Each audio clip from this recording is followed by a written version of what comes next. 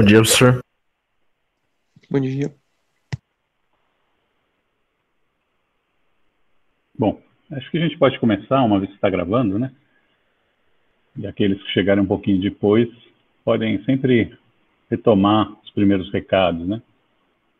Então, na aula passada, a gente desenvolveu essa, que é o que eu estou chamando, no arquivo tem referido como capítulo 4, são integrais e diferenciais, né? Volumétricas, no espaço, certo? Eu editei a aula porque eu com problemas de monitor, às vezes, que nem agora o meu monitor não está querendo funcionar, eu desisti dele, né? Então a gente às vezes não vê o que está transmitindo e eu tampei uma parte da aula, né? Uma parte grande da aula. Aí isso acontece, né? Ainda bem que recursos de edição permitem que a gente não precise regravar a aula inteira, por exemplo, que seria mais chato. Mas às vezes dá menos trabalho fazer a gravação da aula toda de volta, né? Mas conseguimos resolver dessa vez. Vamos ver como é que isso se encaminha. Professor, mas de qualquer forma, se o seu monitor der complicação, a gente sempre pode acompanhar pelas notas de aulas, né? É verdade, mas é uma coisa um pouco desconfortável, né? Quando a gente fala, olha, aqui, esse cara aqui, depende, a gente tem essa linguagem coloquial, né, em aula, não é comum, né? E a gente tá com a mãozinha em cima, que nem eu tô agora apontando o fio, né? Você deve estar vendo, né? A mãozinha mexendo. Aí perde um pouco do ponto, né? Mas sim, é verdade. É quando eu tô sobre as notas de aula, né? Mas são os acidentes de percurso que estão, como é que se diz, estão destinados a acontecer. De qualquer modo, o que eu fiz a aula passada, e acho que no fim a edição fica até melhor, né? Porque ela é cheia de recursos visuais mais, mais fortes, né? Mas dá mais trabalho também, né? Fazer aquilo lá, quem já fez a edição de vídeo sabe, né? Que dá trabalho, né? Que nem fazer as coisas no PowerPoint, não tem muito segredo, mas dá um pouco de trabalho, né? Você tem que dispensar algum tempo. Muito bem. Então, o que nós centralizamos? Só rapidamente, né? Para fazer um resumo, um apanhado, né? Do que nós estamos fazendo aqui. Eu vou fazer esse apanhado, depois eu vou dar uns recados sobre lista de exercício e depois eu retomo de onde a gente parou na aula, tá? A ideia é fazer integrais e derivadas que são definidas no espaço, né? Relacionar essas integrais com as suas com gradiente, divergente, rotacional, certo? Isso em parte pode ser uma repetição do que já foi visto em outros cursos, né? Em especial cálculo 3, se eu não estiver enganado, né? Aqui eu listei algumas das integrais que aparecem mais na prática, tá? Aplicadas, né? Em problemas aplicados, tipo eletrodinâmica, entre outros, né? E eu, na nota anterior, na aula anterior, eu focalizei nesse tipo de integral aqui, que é uma integral de caminho, né? Que para nós ela tem um papel especialmente importante, que é uma das primeiras que aparecem na definição de trabalho, né? Então, depois de todos os comentários, a gente iniciou fazer, né, uma dessas num caminho específico, né? Então a gente começou com um caminho helicoidal, certo? Explorando, você precisa perceber, né, que metade do que eu fiz em relação a isso tem a ver com explorar apenas o caminho, sem definir qual era o campo vetorial, né? Porque a integral é desse tipo aqui, ó. Então você tem, né, um campo vetorial aqui que eu não defini até um certo momento, né? Mas mesmo assim eu pude avançar bastante a forma com que essa integral vai se reduzindo, né? A partir do conhecimento do próprio elemento de linha, né? Que é o dr, tá? Então você, por causa da especificidade do caminho. Eu comentei que, em geral, a gente podia, de um modo bastante geral, nem sempre verdadeiro, mas muitas dos exemplos, principalmente que a gente usa aqui, são 3 graus de liberdade. Você pensa para definir um caminho, né? Você pensa em 3 graus de liberdade com 2 vínculos. E a subtração te dá um grau de liberdade, que é, em princípio, uma variedade unidimensional que dá uma curva no espaço, né? Então a gente vai aprendendo a contar grau de liberdade, o que já antecipa algumas coisas que você vai ter que fazer a tua vida toda, né? Muito bem. Então, a gente estudou as propriedades do caminho. Eu resolvi escrever os 2 vínculos que definem o caminho como sendo expressos em coordenadas cilíndricas. Eles ficam mais simples. Eu trabalhei o elemento de linha nas coordenadas cilíndricas e nós chegamos finalmente a uma forma bastante reduzida para essa integral. Só que até essa página que eu estou agora, né, que é a página 6, eu não defini qual que era o campo, que obviamente, num problema prático, ele é uma parte central, né? Você saber quem que é. Pode ser uma força, por exemplo, né? Não raro, isso aqui é uma força e você está calculando o trabalho da força. Então, um campo vetorial que é definido pela força, como ela é pelo espaço, né? Como que ela... Muito bem, ótimo, né? Você já deve ter pensado, só para fazer um parênteses aqui, que as forças poderiam, né, ser divididas entre forças de campo e forças de contato, mas é uma divisão que é um pouco artificial. Eu prefiro mencionar o que vai prevalecer quando a gente for olhar a parte microscópica disso aí, que é forças de curto alcance e forças de longo alcance, né? Então você deve estar pensando assim, pô, se eu tiver, por exemplo, força de superfície, né, como normal, atrito, né, como é que eu expresso esse campo, né, já que ela não é muito bem definida em todo o espaço, né? Tá certo? Talvez você vai ter que usar um conceito de função delta de Dirac, talvez, eu não sei. Precisa pensar, a função não é necessariamente contínua ou analítica, como a gente diz. Ela não tem todas as derivadas necessariamente. Ela pode ter alguma descontinuidade na derivada, tá certo? E você precisa trabalhar caso a caso, né? As forças de campo mais conhecidas, que têm origem mais essencial, né, como a gravidade ou as forças entre cargas, né, elas aparecem aqui como um campo mesmo. Aí você fica mais tranquilo para trabalhar, né? Mas eu não cheguei lá ainda na parte de aplicações, né? E eu comecei com esse exemplo aqui, um exemplo de um campo propositadamente não conservativo, como a gente vai, alguns de vocês já viram parte dessa terminologia, mas a gente ainda vai ver aqui hoje. Então eu trabalhei isso aqui como exemplo. Imagine um campo, né, que é dado por essas componentes, e aí a gente ainda avançou até chegar propriamente nessa página 7 aqui, e completar a integral sobre o caminho helicoidal, tá? Então, a gente pegou esse camarada, expressou ele também em coordenadas cilíndricas para ficar na piadinha para o elemento de linha, substituiu e obteve essa integral aqui, olha, num caminho qualquer, sobre a hélice, tá? Então, agora esse C aqui está bem definido, é a hélice lá que eu estava no desenho.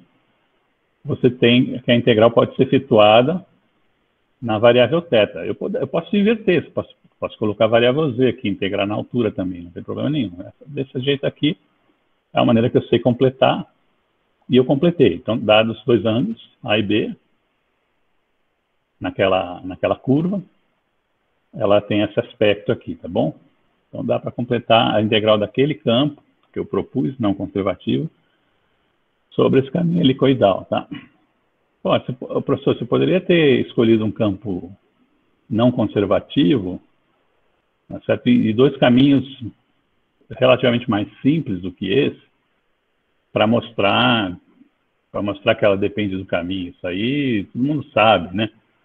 Alguém poderia comentar. Mas aí eu vou fazer uma crítica. Eu não quero fazer isso, porque primeiro isso é o que todo mundo faz, né?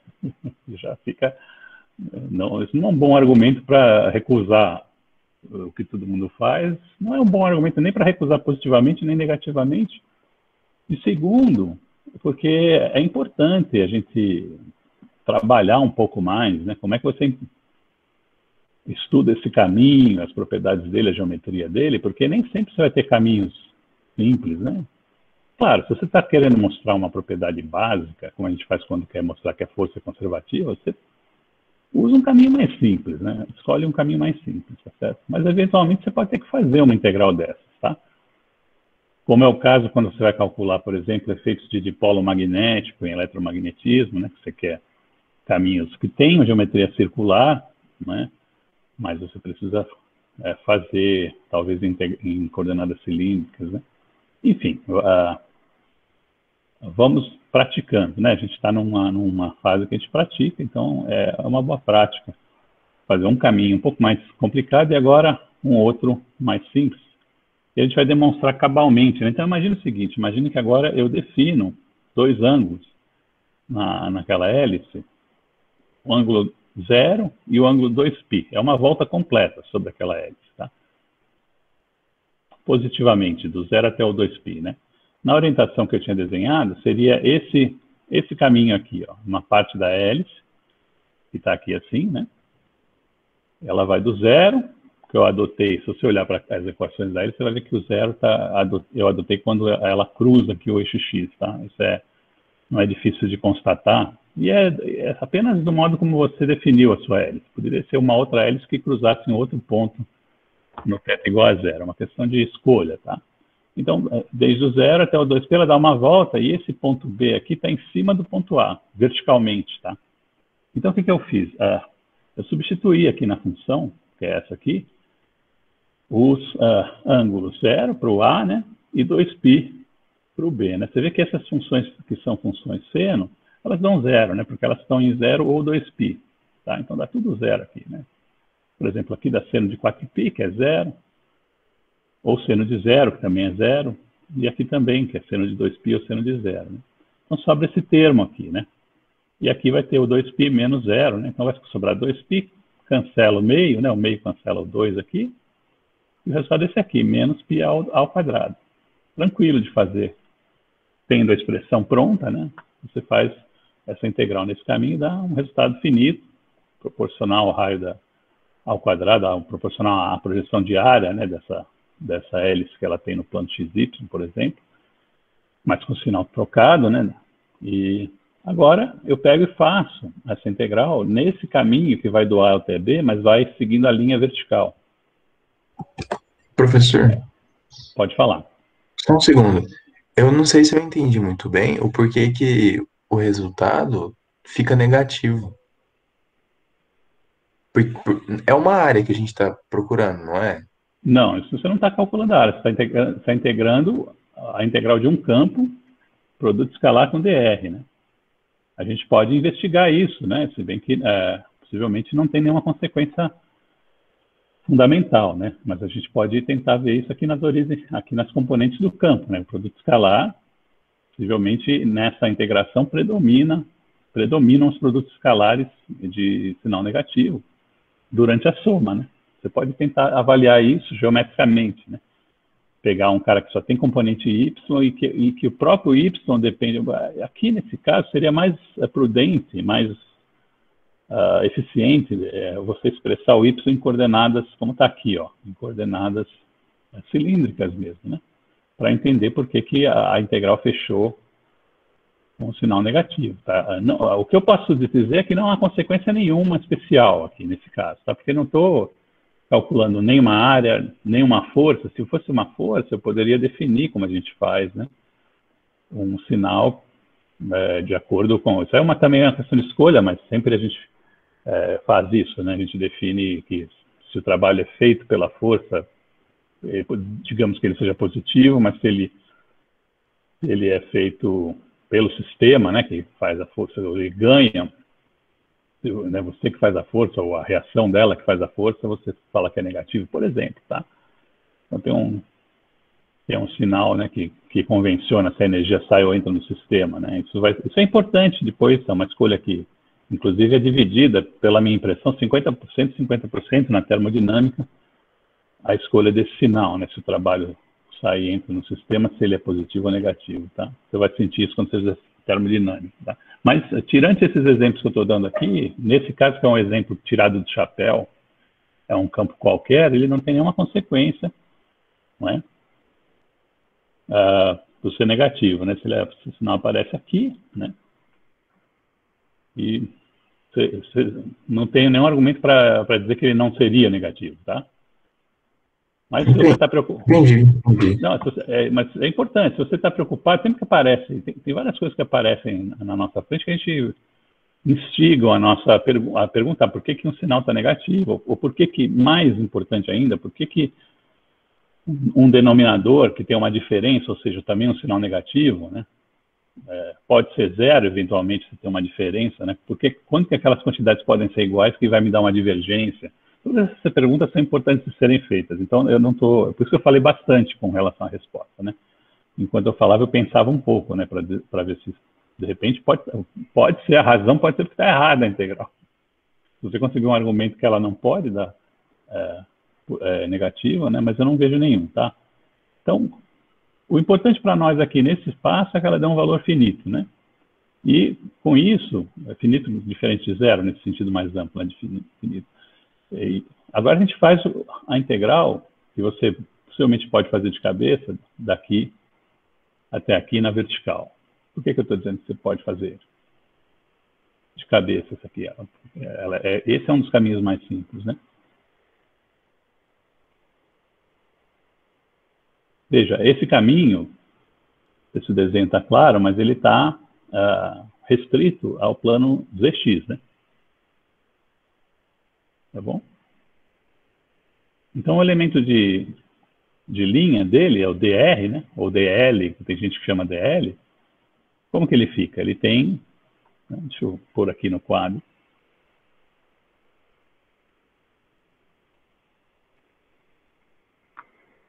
De uma maneira geral, né? Como é que é o DR desse cara aqui? Vou começar aqui. Né? O DR é um vetor que está no plano XZ, não é isso? Componente Y é sempre zero. Tá? Perdão, esse é o R, né? Seria o R. Esse aqui é o R naquele plano. Tá?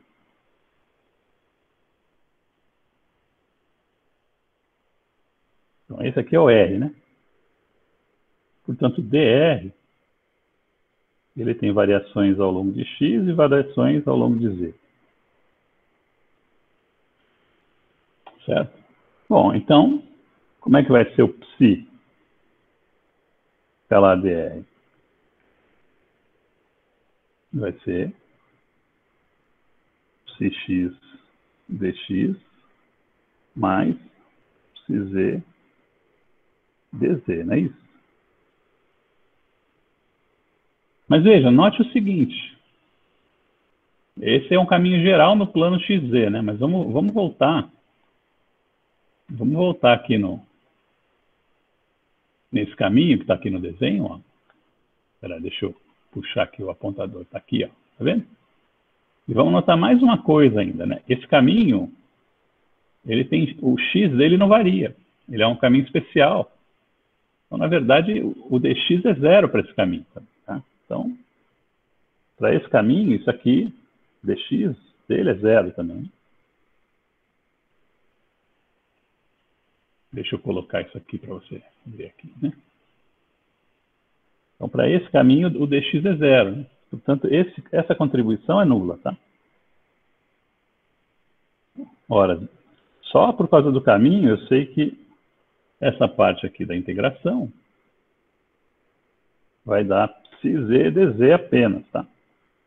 Só por causa do caminho que é vertical e em linha reta ali, tá? Independente do campo. Agora tem um problema aqui. Um problema não, uma virtude, sei lá como é que você contrapõe. É que o campo, além de tudo, ele tem componente z que é nula, né? A única componente que contribuiria para esse campo é nula. Então, você tem que isso aqui te dar que é integral de psi-dr, naquele caminho C1, que eu chamo acho que de C1 ou C2, eu não vou colocar índice aqui porque eu não estou olhando a nota de aula, dá zero, tá?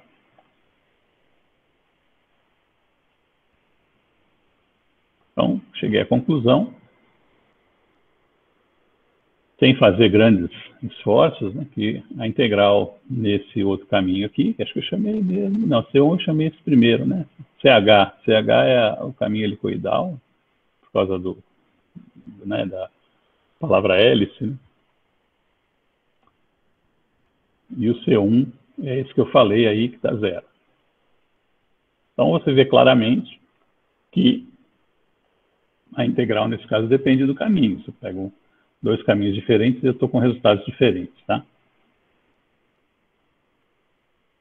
Então, aqui eu deixei como exercício, pois pode ser que eu suba como atividade, pode ser que você tenha que fazer por conta própria mesmo, né?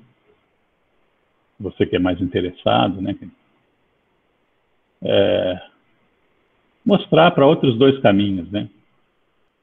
Um é um caminho contido no plano XZ, né? De qualquer um, tá certo? E termine né? E o C3 é um caminho contido nesse plano aqui, ó, um plano que o X é constante e tem coordenadas Y e Z, tá? Você tenta fazer esse aqui. Só que ele tem a particularidade de que para esse aqui, né, esse caminho aqui, o ponto inicial e final são aqueles mesmos que eu já usei aqui nesses exemplos aqui, tá bom?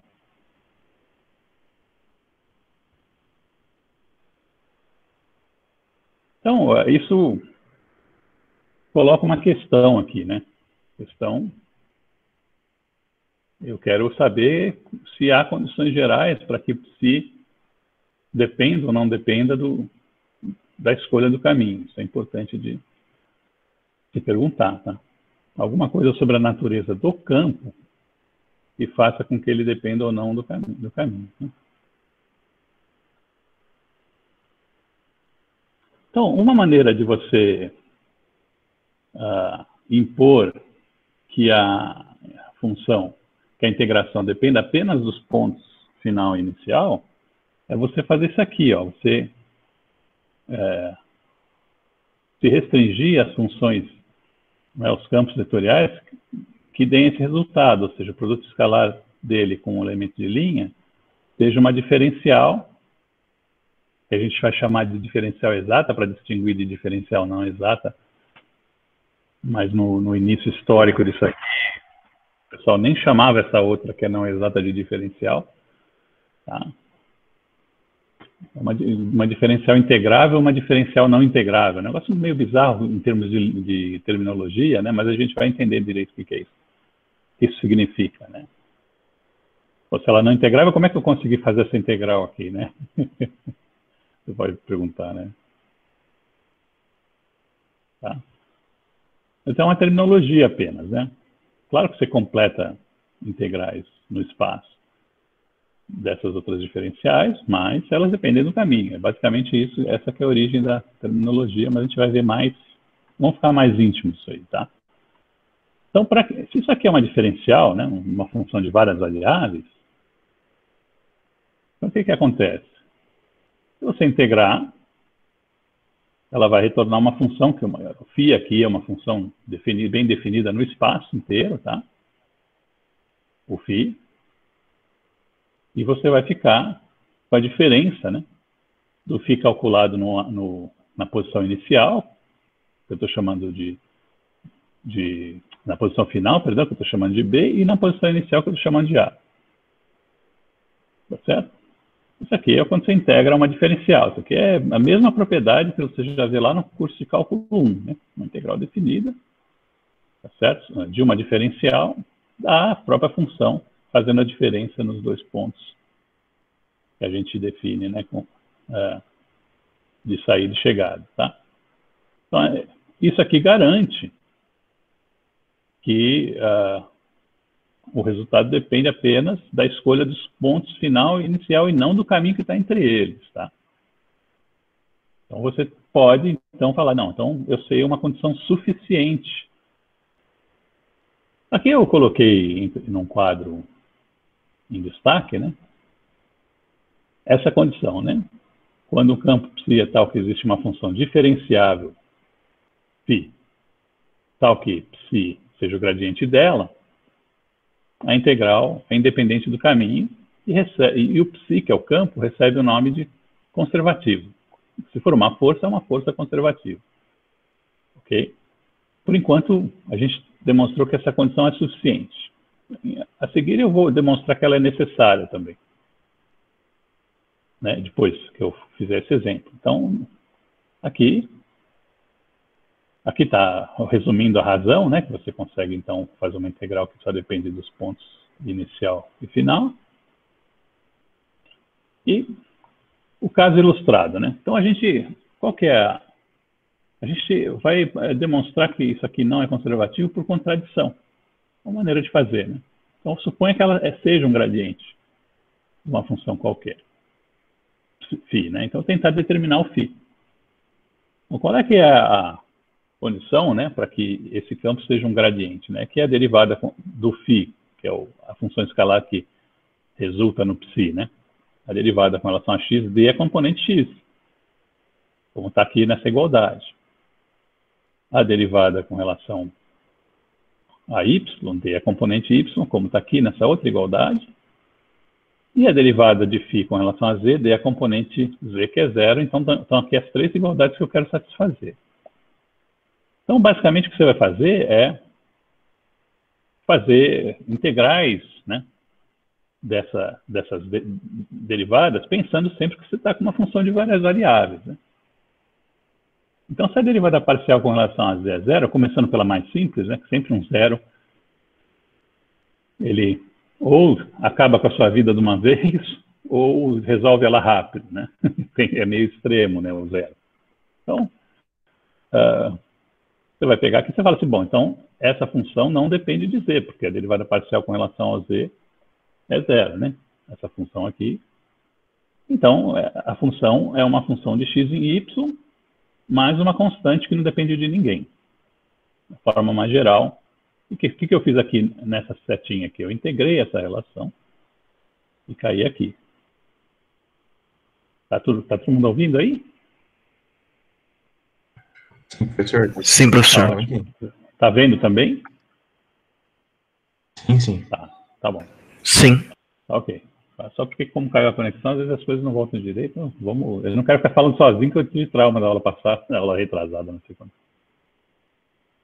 Certo? Bom, agora a gente vai para a próxima relação, que na hierarquia de dificuldade também não é tão complicado, porque quando a derivada dá uma constante, né? Não dá nenhuma função complicada nem nada, né?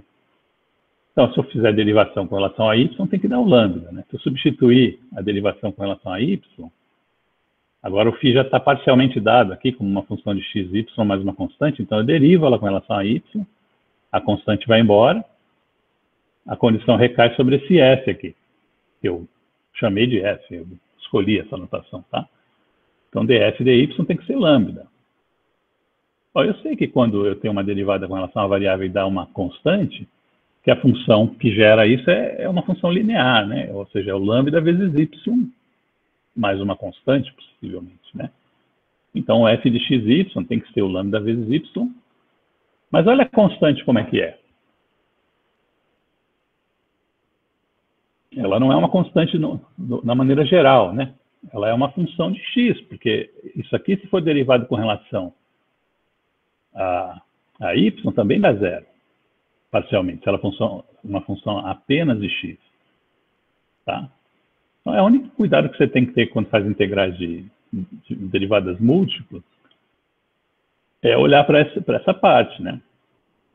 Ela não é constante. Por que ela não depende de z também? Se ela tiver uma dependência de z, essa derivada também dá zero.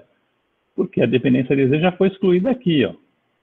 Quando eu disse que o φ é uma função, um f de x e y mais uma constante, já que a derivada com relação a z dá zero. Tá? Então, você vai implementando as propriedades dela passo a passo.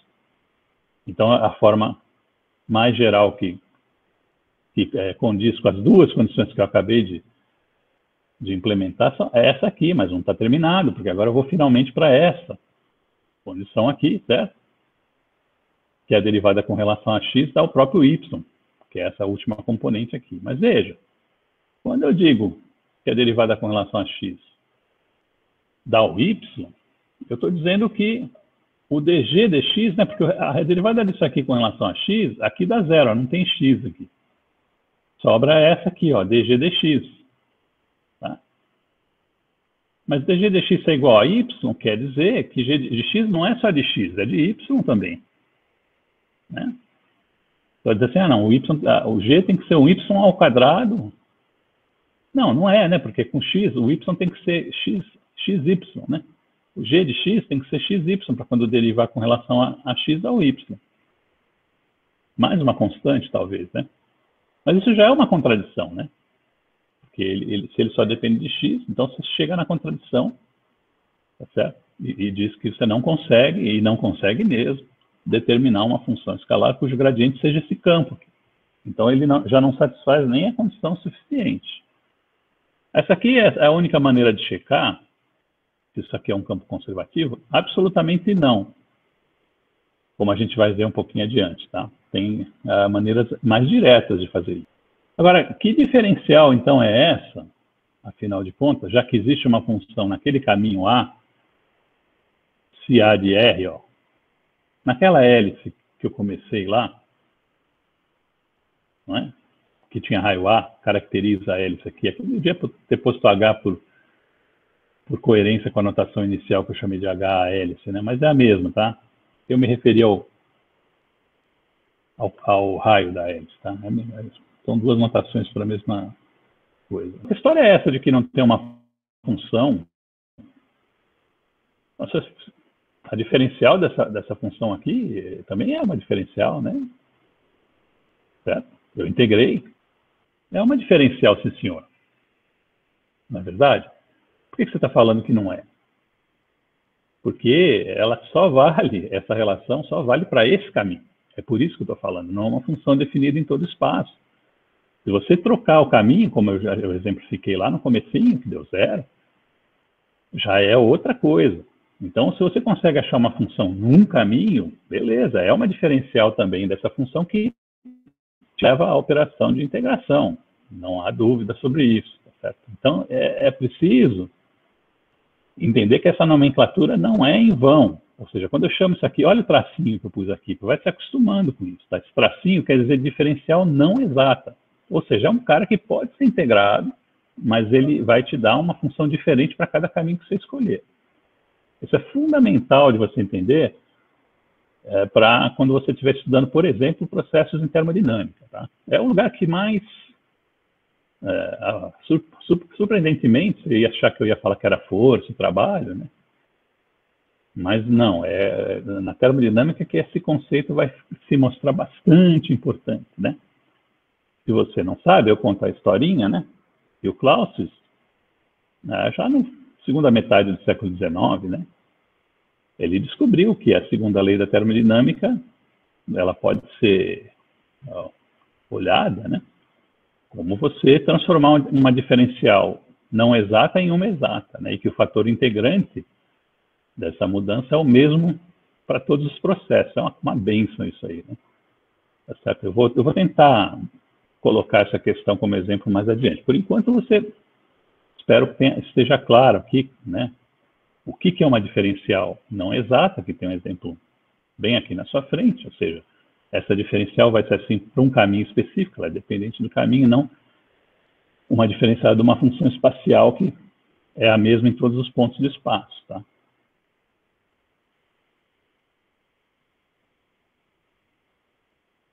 Aqui, nesse estágio, tá, eu vou deixar para você fazer a leitura, né? A gente demonstra que a condição é necessária, tá? Como é que eu faço isso? Eu digo assim, olha, vamos pegar uma função, né, que tenha uma integral que dá essa diferença num caminho e uma outra integral que dá essa diferença no outro caminho. Tá certo? No outro caminho. Aí eu mostro que se o resultado for independente do caminho, tá certo? Essas funções têm que ser iguais, tá? Ou seja, é a mesma função no espaço inteiro. Então, isso aqui é o que a gente faz nessa sequência aqui para demonstrar que a condição é necessária, né, além do suficiente, tá bom? Dá uma lidinha aqui, eu não vou perder muito tempo, né? Tá certo? Então tá. Veja, tem uma propriedade agora, vamos seguir aqui, né? Então, se você consegue dizer que a função é o gradiente de uma outra, essa diferencial não tem o tracinho e é exata, ótimo, né? Beleza, né? Mas veja, esse cara aqui, né, que é justamente o psi escalar dr, né, olha só, ele é dado por essas derivadas aqui, né? E se a função é bem definida, né, a gente tem que, se você derivar esse cara com relação a qualquer outra variável, tá certo? Você tem essa igualdade, olha, a ordem de derivação não importa. Tá certo? Se eu pegar com relação a iésima, depois de ter derivado com relação a jésima e vice-versa, isso não deve importar. Tá? Agora, isso estabelece uma maneira de verificar diretamente se o campo que você está estudando constitui uma diferencial exata, tá? Ou seja, você não precisa fazer a integral e achar a função por 1, e nem fazer integrais de caminho, achar caminhos diferentes e demonstrar que o que não depende do caminho. A resposta vai vir dessa condição aqui mais diretamente, tá? Vamos fazer o exemplo aqui, né? Então, veja... Professor, mas essa condição já é suficiente? Só ela já basta? Basta. Basta porque se a função é dessa maneira aqui, tá certo? Você precisa ter que a direção que você faz a derivada, né? A não ser que você esteja num ponto crítico ali, onde você não tem essas derivadas bem definidas, né? Mas se ela valer no espaço inteiro, exceto talvez numa região qualquer, você ainda tem que existe uma função que é definida em quase todo espaço, né? Quando a gente fala bem definida no espaço inteiro, né, você tem que tirar excepcionalidade. Nem, por exemplo, imagine o campo elétrico, né? É um campo conservativo, mas veja, quando ele é 1 sobre R, né? 1 sobre R ao quadrado, a dependência dele nas coordenadas, né? 1 sobre o módulo ao quadrado da distância até a origem, né? É óbvio que o ponto R igual a 0 tem problema. A função não está bem definida em R igual a 0, certo? Então, você quando diz, mas é um campo conservativo, tirando conjuntos de medida zero, por exemplo, que às vezes o pessoal fala assim, né? Só que caso você esteja pensando nisso ao fazer a pergunta, tá? Então, entendi. Então, é aquela questão se tiver descontinuidade de formar um conjunto de conteúdo nulo, eu posso considerar que ele está valendo. Mesmo que não seja tão nulo assim, porque isso aí você vai olhar caso a caso, né? Você vai se referir a duas regiões. Olha, nessa região ela é analítica, aqui não. De repente, a região que ela não é analítica está fora do teu domínio de interesse, né? Imagine, por exemplo, campos eletromagnéticos dentro de uma cavidade, né? O que importa para você é o que está ali dentro da cavidade, né? Então, de repente, se você encontrar um campo que satisfaz essas condições de contorno, não é? E as equações sendo lineares, e você demonstra que a solução é única, né?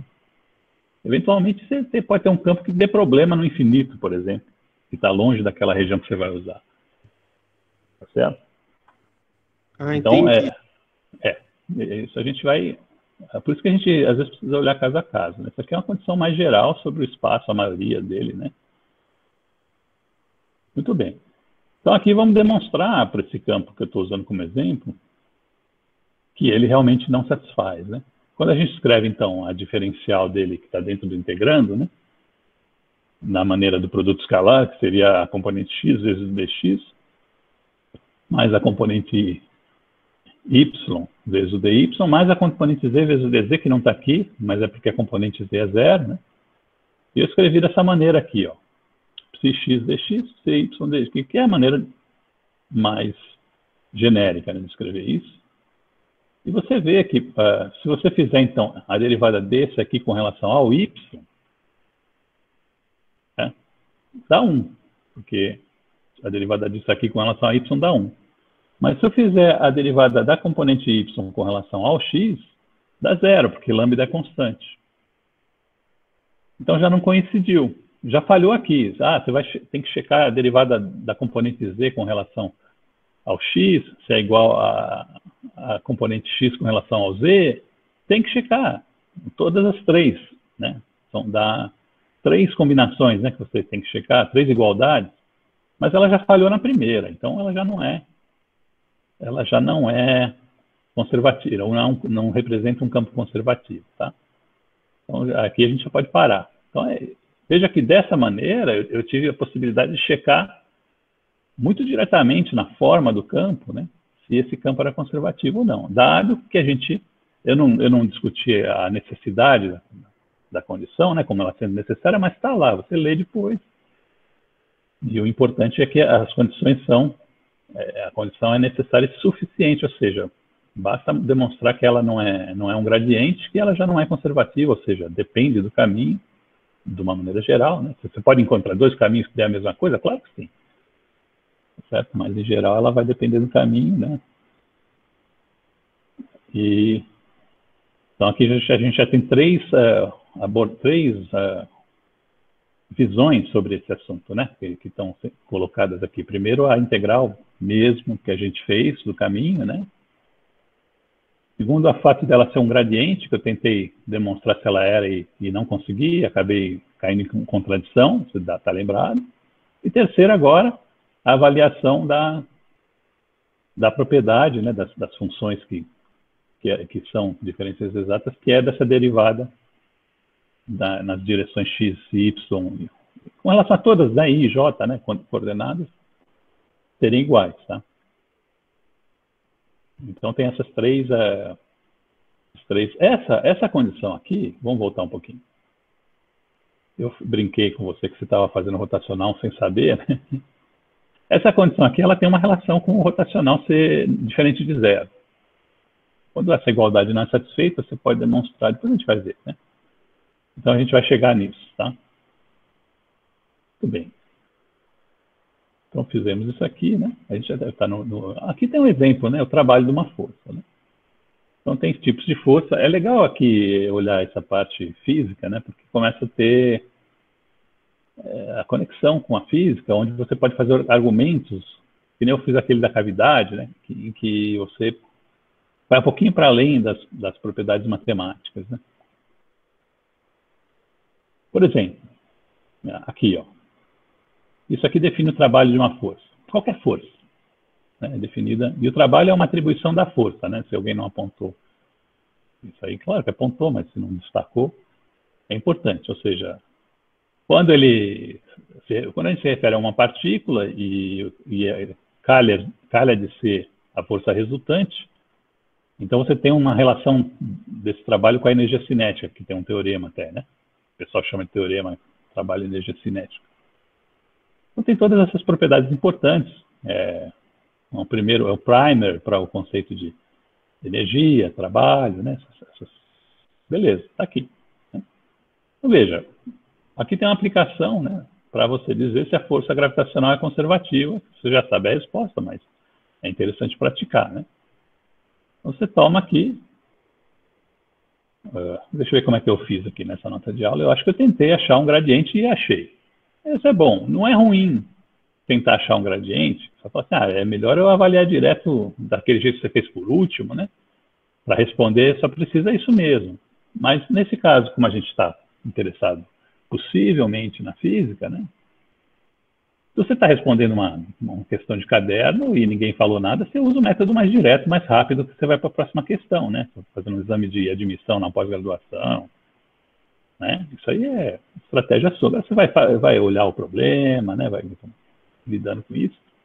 Aí é legal você achar o gradiente, porque daí você acha o que a gente chama de energia do potencial, né? Que o nome que a gente dá no caso da força, para essa função cujo gradiente dá ela, é o potencial, né? A gente diz que é o potencial.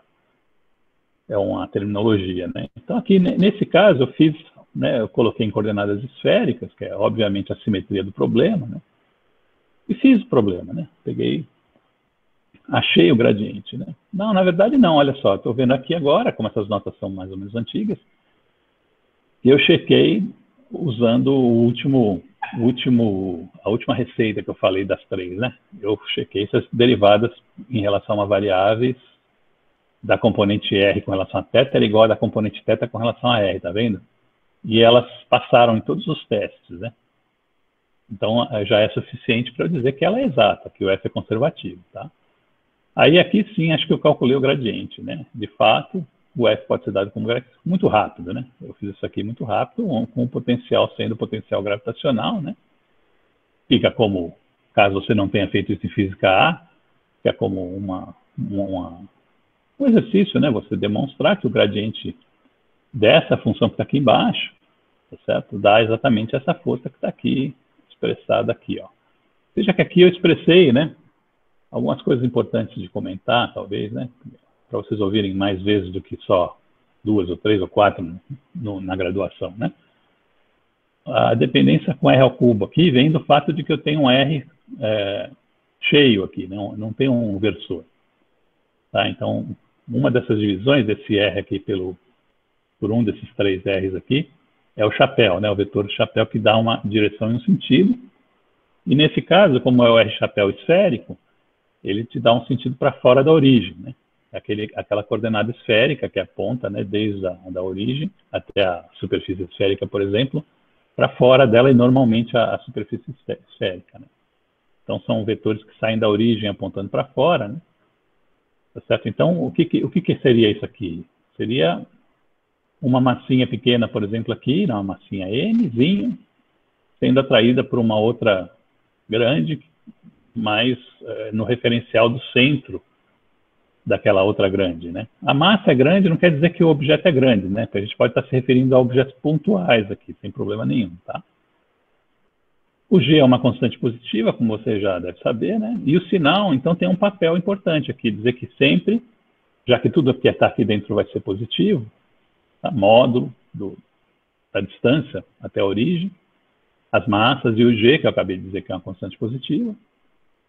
O sinal tem um papel de te dizer que isso aqui está sempre apontando para a origem, né? Eu acabei de dizer que os R chapéus apontam para fora da origem, o menos ele, né? Menos R chapéu aponta para a origem, né? Isso quer dizer que a força gravitacional é atrativa, tá? Então esse sinal aqui quer dizer atrativo.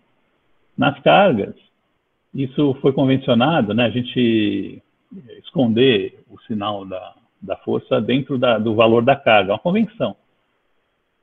A gente definiu, é uma convenção bastante legal, né? Porque a própria carga, sendo positiva ou negativa, que vai dar se a força é atrativa ou negativa. Ela é suficiente para dois tipos de carga, é suficiente atribuir a elas um valor positivo ou negativo e cobrir todas as possibilidades, que são apenas atrativo e repulsivo, né?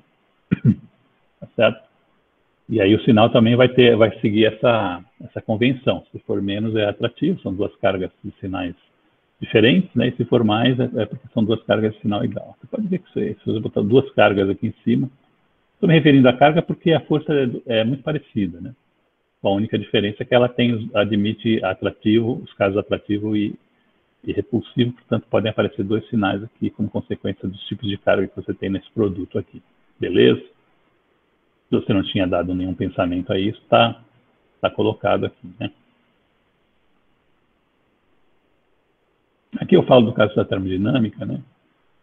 E falo também de um outro caso que você vai ver depois, se você já está fazendo mecânica analítica, talvez já tenha visto, né? Que é na determinação ou implementação de vínculos semi-holonômicos, né? Então você tem o que é um vínculo holonômico, né? Basicamente são vínculos que você consegue incorporar nas equações antes de resolver. Certo? Normalmente são dados por igualdades, nem sempre, mas a maioria, nem todas as igualdades são vínculos holonômicos, mas todos os vínculos holonômicos, ou a maioria deles, tá? Eu não vou falar todos porque eu não estou com isso muito fresco aqui na minha cabeça, né? São igualdades. Então, imagina um pêndulo, por exemplo, né? Um pêndulo é uma massa num campo gravitacional, tá certo? Normalmente, o que acontece? Ela vai ter uma dinâmica que depende das condições iniciais, que é regida pela força gravitacional. Mas, se você põe uma cordinha, e dá as condições iniciais que garantam que ela se movimenta no plano, então você tem vínculos que já são previamente estipulados, né? Ela vai se movimentar no plano, é um vínculo. E é um vínculo não holonômico. Tá certo? Porque ele não é exatamente uma igualdade, né? Espera aí, estou falando certo isso aí? Outro vínculo está no teto. Se você pendurou o pêndulo no teto, né? Você sabe que você pode jogar ele com a força que você quiser, ele vai bater no teto e voltar. Não passa, ele não passa, mas você sabe isso experimentalmente, né? Então, o teto sim é um vínculo não holonômico no sentido que ele é uma desigualdade, ou seja, para uma certa região do espaço, né? Uma coordenada y, por exemplo, maior que aquela posição do teto, você não tem, não é possível, né? Então, isso é um vínculo não holonômico, né? O vínculo que o módulo de R, né? Por causa do fio, o módulo do vetor posição é constante, né? Esse vínculo é um vínculo holonômico. Eu estou querendo destrinchar um pouquinho isso aqui, mas eu deixo a cargo de vocês mais interessados olhar isso na rede, por exemplo, ou no livro de mecânica clássica, tá? Eu coloquei esse exemplo porque ele também é um exemplo bastante típico, né, de onde o fato de você ter ou não uma diferencial exata permite que você incorpore ou não vínculos que dependem das velocidades e não apenas das posições. Isso vai ser estudado melhor dentro do curso de mecânica analítica, mas é importante avisar, tá certo? Aqui, na própria nota de aula, né, eu já mandava usar o Google para saber mais essas coisas, tá? Mas, deixa eu ver que horas são, 9, né? Dá para começar. Eu vou puxar, dentro dessa discussão, tá certo? A gente falou, então, de diferenciais exatas, né? Então, a gente está mais ou menos, por dentro do que é uma diferencial exata, né? Mas bem que a informação está fresca para aqueles que viram pela primeira vez, mesmo assim, você pode voltar à aula quantas vezes você quiser, né? Então, eu vou puxar uma discussão que está lá no capítulo que eu chamei de 7. Deixa eu ver se eu abro ele aqui.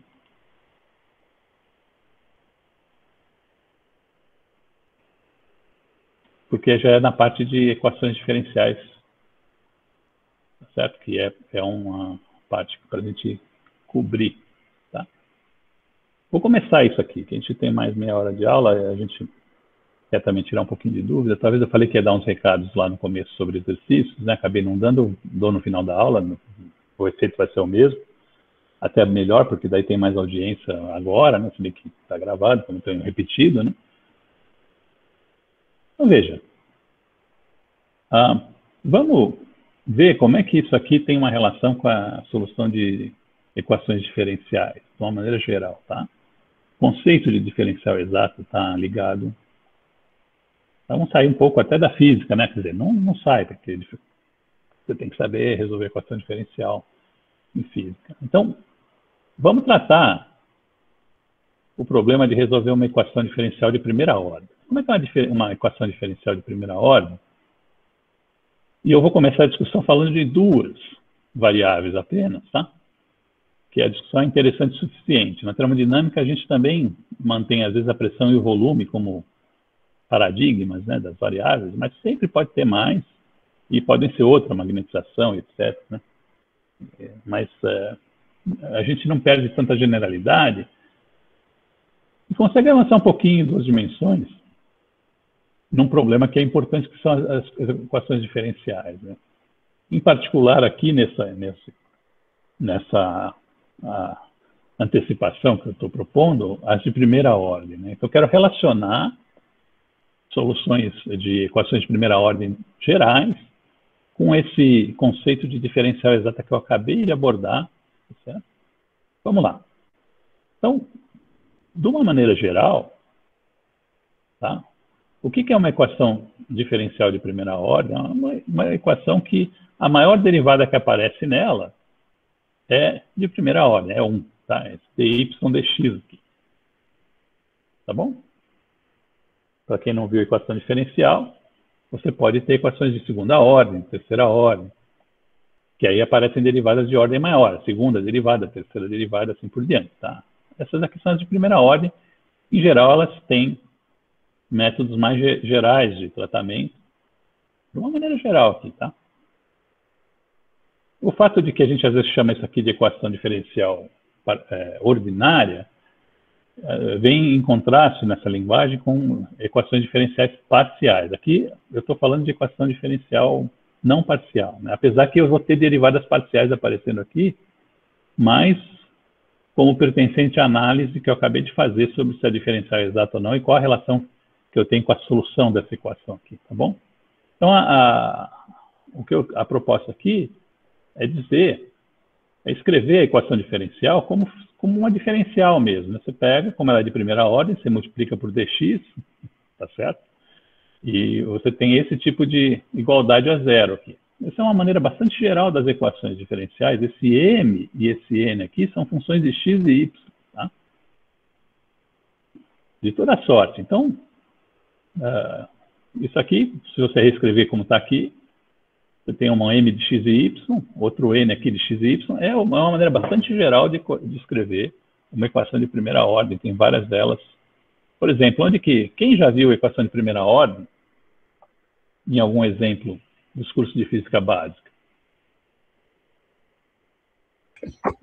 Tem um curso de equações diferenciais, né? Que a gente vai tratar disso, eu acho. Você ainda não fez? Não, eu já fiz sim, já fiz. Quando que é feito? Como é que chama? É no cálculo 2, né? Não, tem um curso específico só para equações. É um curso Introdução às Equações Diferenciais. Vocês fazem que semestre? Se é que você lembra. Eu acho que é o Segundo terceiro. semestre. Ou segundo, não sei. É, o segundo ou o terceiro. Então já viu, né? Mas vamos rever, tá certo? Sim, com certeza. Essa abordagem você já viu? Essa abordagem de relacionar diferenciais exatas com os métodos de solução. Bom, isso depende um pouco do professor, mas deve ter isso. Mas tudo bem, vamos lá. Veja. Então, acho que eu já vi, mas, pra ser sincero, professor, não lembro muito bem. Estou até achando bom que vai ter uma revisãozinha. Tá bom, senão vamos na revisãozinha, né? Aí a gente faz a revisãozinha com a dose com a dose mais do físico, né? A dose mais dosada para o físico. Assim. Então tá aqui, ó. Eu posso escrever essa igualdade, que é uma equação diferencial. Espero que você tenha se convencido, né? Está explícita aqui a derivada primeira, as outras formas aqui que são de x e y não estão. Então ela admite uma variedade de equações diferenciais de primeira ordem. Deixa eu te mostrar uma, já que você só lembrou do curso, né? Eu queria que você tivesse lembrado de um exemplo físico, né? De equação diferencial, né? Vamos. Quem fez física 3 aí?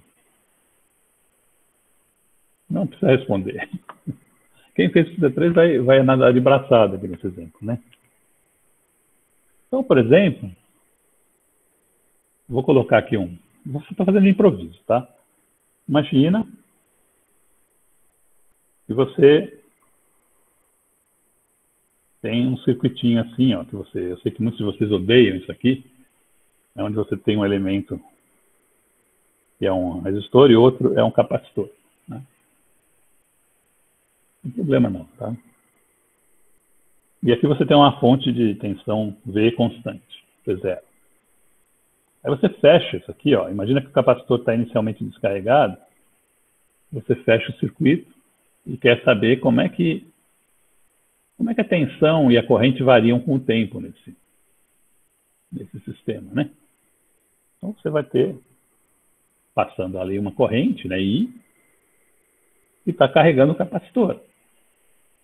Ao mesmo tempo que a carga está entrando aqui nessa placa, ela está saindo dessa placa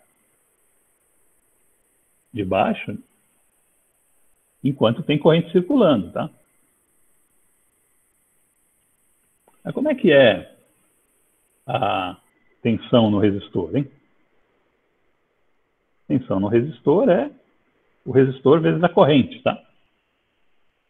Supondo que são elementos que satisfazem boa aproximação à lei de Ohm, né? Elementos metálicos e etc. Você tem uma relação da tensão no resistor com a corrente que está passando sempre assim, mesmo que varie no tempo, é essa que é a relação. E aqui, como é que é a tensão no capacitor? Como é que ela se relaciona com o que mede a capacitância dele? Alguém lembra de Física 3?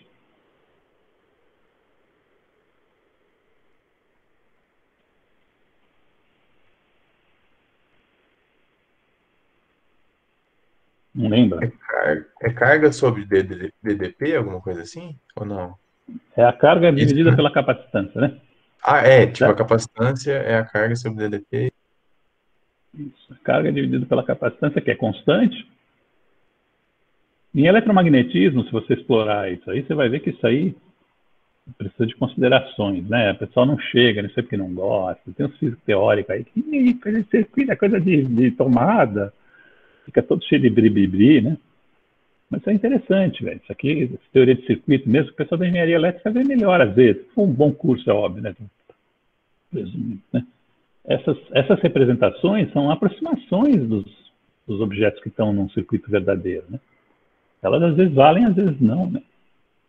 Depende, inclusive, se eu colocar isso aqui variando, uma frequência muito alta, por exemplo, eu já não consigo esgotar o que acontece nos fenômenos aí desse treco, só com essa representação, né? Mas vamos fazer para o caso mais conhecido, que é o caso em que essa tensão aqui é constante, né? E você tem essas relações que definem, inclusive, a capacitância e a resistência, né? Essas relações, elas podem ser usadas para definir esses elementos do circuito aí, tá bom? Eu estou lembrando de cabeça, faz tempo que eu não vi isso aqui, né? Eu tenho um mnemônico aqui, eu lembro disso aqui, eu não vou dizer aqui porque ele é meio sujinho nas palavras, né? Tá certo?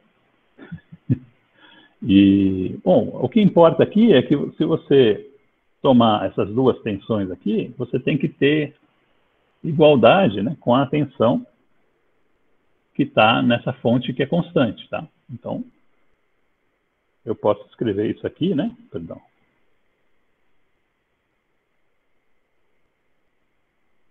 Assim, ó. Quem é Q aqui? Q é a carga que está no capacitor naquele tempo, tá? Eu estou escrevendo essa igualdade, está valendo num tempo qualquer. Q é a carga que está dentro desse objeto aqui naquele tempo. Veja, eu imagino que a corrente vai fluindo e vai carregando essa placa enquanto a carga que está aqui sai, né, para fechar o circuito e o capacitor vai ficando carregado. A corrente não passa pelo meio do capacitor, né? Ela carrega uma placa enquanto a outra vai perdendo carga, de maneira que as cargas ficam opostas nas placas, né? Você tem um campo elétrico dentro do capacitor.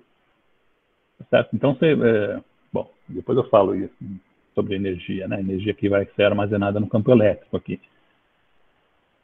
E uma parte vai ser dissipada no resistor, tá? Muito bem.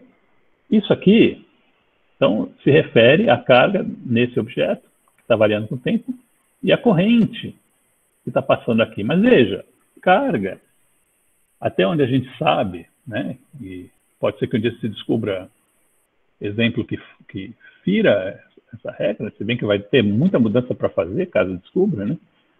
É uma quantidade conservada, né? A carga se conserva. Então, se está vindo corrente aqui, a carga que está acumulando aqui vem desse próprio fluxo de corrente que tá vindo para cá, tá? Ou seja, essa corrente que está aqui é a derivada dessa carga que está chegando aqui, tá? Derivada no tempo. Aí eu posso escrever isso aqui, mas eu não vou fazer isso. Eu não vou fazer isso, porque aí você já vê que se eu escrever isso aqui, né, que eu escrever aqui o I é dq dt, eu caio numa equação de primeira ordem, tá? Imediatamente, para resolver. Aí basta eu dar as condições iniciais ou finais, ou em algum tempo, para resolver a equação. Então, esse já é o primeiro exemplo, mas eu não vou fazer, porque eu gosto de derivar essa equação e já cair numa equação para corrente. Como é que fica? Se eu derivar dos dois lados, o V0 é constante, então dá um zero, né? Deixa eu subir um pouquinho. O R também é constante, então isso aqui vai ficar dI dt. O C também é constante. Agora, dt, acabei de dizer que era I, né? Argumentar que era I, né? Então já ponho I aqui. Tá? E aí eu tenho uma equação diferencial de primeira ordem para a corrente aqui, né? Ela pode ser escrita, se você quiser, como di dt igual a 1 sobre RC vezes I com sinal trocado aqui, né? Tá? Essa é uma equação diferencial de primeira ordem. Você vai determinar qual a corrente. Como é que eu posso argumentar que essa constante aqui é uma constante que tem dimensão de tempo?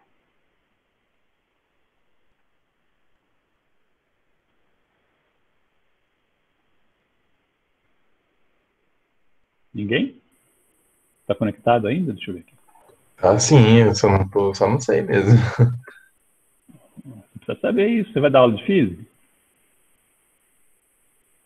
Eu não gosto de ficar se você precisa isso, você precisa, que não é doutrina, né? Mas análise dimensional que eu estou falando, não essa equação de circuito aqui. Se você não gostar de circuito, você pode fugir a vida inteira do circuito. Ele vai corretar de ser um pouco, mas você consegue sobreviver, né? Só que a análise dimensional, né, é um negócio importante na tua vida, né? Eu tenho corrente dividido por tempo aqui do lado esquerdo, aqui eu tenho corrente dividido por tempo também, em termos de unidades. Em termos de unidades apenas, tá? O que me leva imediatamente, se eu não fiz nada errado, essa constante aqui é uma constante que tem unidade de tempo, né? Então, ele te dá é a única constante que tem na equação inteira que descreve o fenômeno, né, que eu acabei de propor. É esse produto RC. Então, ele é uma escala de tempo característica do sistema, tá? Na verdade, você sabe... Fala, desculpa. Então, Ohm vezes Farad é uma unidade de tempo? É isso? Exatamente. Pode checar que vai dar. Se não der, eu fiz alguma coisa errada na derivação. Entendeu? É um pouco... pode ser usado inclusive como um método, né? De checar que as dimensões estão certas ou não. Que a derivação está certa ou não. Se as dimensões estiverem erradas, definitivamente, se você vai lá e pega o que define o Faraday, o que define o Ohm, você vai chegar à conclusão que você realmente tem dimensão temporal. No sistema de unidades que você quiser aí, segundo, por exemplo, né? Aí, de onde é que eu tirei por que eu estou falando com tanta segurança, né? Porque eu estou vendo aqui desse lado. Isso aqui é corrente dividido por tempo. Tá certo? As unidades de uma equação são sempre balanceadas. Isso aqui nem balanço de equação química. Aqui eu tenho já corrente, né? Então, o denominador tem que ser tempo. Para que isso seja consistente em termos de unidades, tá? Isso chama análise dimensional, né? 000, né? Dá para você, inclusive, fazer derivações de equações, né? Comportamentos. Por exemplo, a velocidade de propagação de uma onda numa corda, a partir da densidade dela, não é? E do comprimento dela, ou alguma coisa assim, tá? Ou da tensão que está nela, mais propriamente colocado, né? Então, te dou a tensão que você esticou uma corda, te dou a densidade linear dessa corda, e você consegue derivar uma fórmula para velocidade só com análise dimensional. Claro, é uma fórmula que você pode estar errado, né? Você tem que ir lá e verificar experimentalmente, né? A frequência de oscilação do pêndulo é um caso, tá? Então, vocês estão no quarto semestre de física, precisa começar a virar físico, tá? Isso é fundamental, né? Então, eu acabei de dizer essas coisas sobre análise dimensional, mas veja, o que eu estava querendo colocar é que elas aparecem em exemplos bastante chulé, vamos dizer assim, né? Circuitinho besta aqui, né? Coisa chulé, o cara não tem problema nenhum em digerir em níveis menos densos do que o nível universitário, né? Por exemplo, pode ser abordado em níveis que requerem menos matemática, né? Para a sua vida, né? Naquele contexto. Por exemplo, um curso mais técnico, ou mesmo ensino médio, né?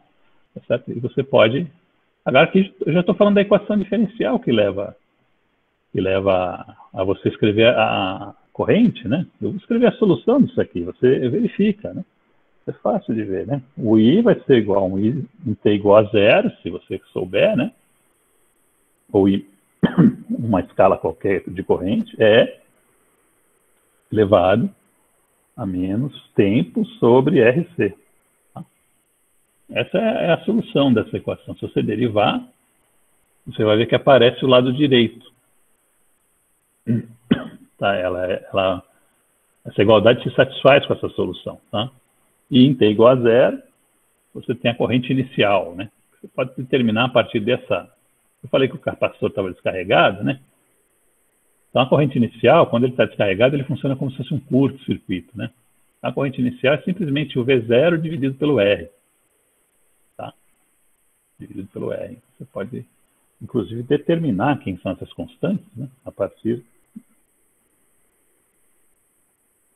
Então, essa aqui é a condição inicial com o capacitor descarregado inicialmente, tá?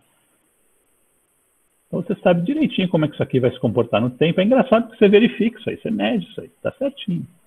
Tá? Tá certinho. Dadas as condições de que aproximam, né, você poder representar como circuitos objetos que você... Tá? Então, lá no curso de física experimental, né, você vê isso aí, tá? Tudo bem, então esse é um exemplo de equação diferencial que apareceram duas, né, uma para carga e uma para corrente. Se bem que é a mesma coisa, né? Sabe, tendo a carga tem a corrente e vice-versa. Certo? É fácil tirar de chapéu outros, né? Por exemplo, decaimento radioativo, certo?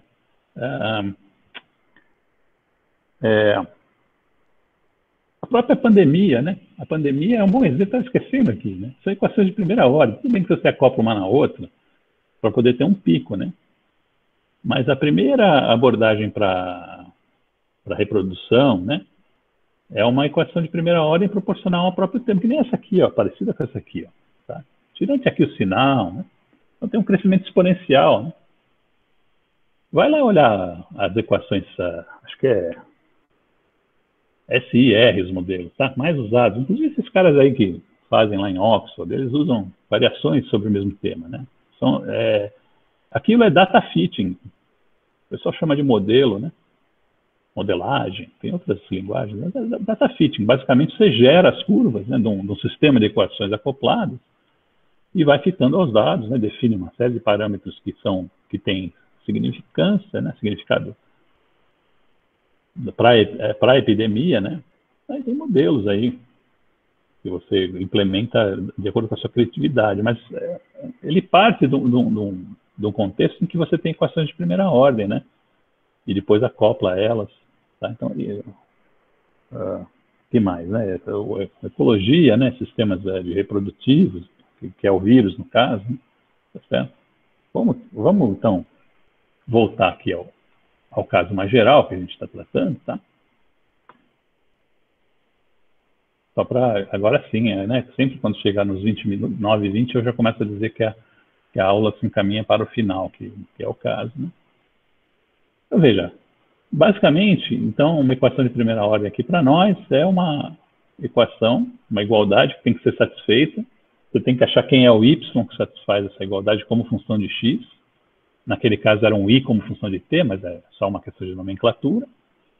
E esses coeficientes são funções genéricas de x e y, tá? Tanto da função como da variável x, que está sendo tratada como variável aqui, tá bom? E um problema desse tipo pode ser escrito assim, ó, como uma diferencial igualada a zero, né? Certo? Agora, se eu escrever que ela é uma diferencial, tá? Agora eu dei um nome para isso aqui, tá? Eu dei um nome. Tá? Aqui é a diferencial. A pergunta é se eu consigo integrar essa condição aqui. Já que dφ igual a zero, então φ é igual a constante. Como? Vamos ver se eu caio naquele problema. Será que essa diferencial ela é integrável sem depender do caminho, né? Sem depender de que caminho que eu faço em y e x no plano, tá? Então você vai ver que nesses casos leva imediatamente a solução geral da equação, né? Por exemplo, é o caso 1, quando essa diferencial você checa ela para ver se ela é exata e ela é. Como é que você checa ela para ver se ela é exata? O que eu acabei de falar no outro bloco da aula, né? Você faz a derivada dessa com relação a y, faz a derivada dessa aqui com relação a x. Se forem iguais, ela é uma diferencial exata. Eu te mostrei que era a condição necessária e suficiente, né? Aí você faz essa checagem, né? Então, se ela for exata, isso vale, olha só. O que eu acabei de falar está valendo, né? Tem mais. Além de valer isso aqui, o m, que aparece nesse coeficiente, é o gradiente, né? O mn forma o gradiente da função. Olha aqui, está escrito aqui. O m é o dφ dx e o n é o dφ dy. Certo? Essas coisas estão relacionadas. Isso aqui, essa igualdade é justificada por essa aqui, né? Então, o dφ pode ser escrito assim, ó. Parece que eu estou falando trivialidades, coisa que você viu em cálculo 3. Em cálculo 2, né? Então, veja, mas eu estou querendo explorar a consequência dessa permissão que a gente tem quando a diferencial é exata, quando essas condições aqui estão satisfeitas, tá? Então, você vai lá, né? Nesse caso, você consegue dizer que o problema da equação diferencial, né, de primeira ordem implica na existência de uma função, né, d dx igual a zero, né? Por quê? Porque se eu fizer d dx aqui, eu vou ter que, vai aparecer a derivada aqui, mais a outra derivada aqui, e dy dx, ela vai ficar nessa forma aqui, ó, que é a forma inicial, normalmente com que eu topo a equação diferencial, né? Quando eu olho para ela, ela às vezes é apresentada para mim nessa forma aqui, não necessariamente, mas é muito comum, tá? Bom, dessa condição, você imediatamente sabe, né, que essa função aqui é uma constante, certo? Se você consegue determinar ela, você tem uma solução implícita, y como função de x, tá certo? Ela te leva a uma solução implícita, tá? Então, essa aqui é uma maneira muito geral de obter a solução da equação diferencial para o caso em que você checa certas condições sobre essas funções que aparecem nela aqui. Você saberia checar se essas condições são satisfeitas? Para esse exemplo que eu dei aqui, ó. Então está aqui a equação. Olha o jeitão dela, igualzinho, né? dy dx, só que aqui o x é o t, o i é o y, né? Aqui está o... Quem que é esse aqui, né? Esse aqui é o m, ó. Esse aqui é o n. Qual que é a condição que tem que fazer para que ela tenha a solução?